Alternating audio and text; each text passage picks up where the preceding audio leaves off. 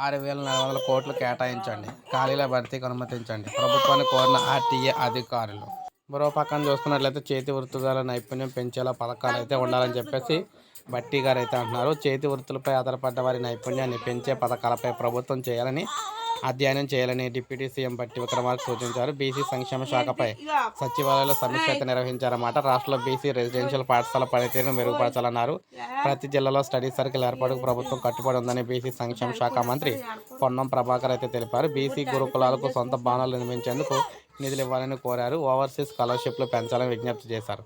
సమావేశంలో బీసీ సంక్షేమ శాఖ ముఖ్య కార్యదర్శి కూడా పాల్గొనడం జరిగిందనమాట. ముఖ్యంగా చూసుకున్నట్లయితే చేతి వృత్తుల వారిని సంక్షేమాన్ని పెంచేందుకు వారికి ప్రత్యేకంగా పథకాలు అయితే కేటాయించి దానికి సంబంధించి నిధులు అయితే కేటాయించాలని చెప్పేసి కోరుతుందన్నమాట తెలంగాణ ప్రభుత్వం.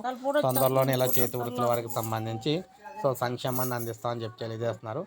ఇది ఫ్రెండ్స్ వీడియో నేను అసలు లైక్ చేయండి, సబ్స్క్రైబ్ చేసుకోకపోతే మన ఛానల్ సబ్స్క్రైబ్ చేసుకోండి.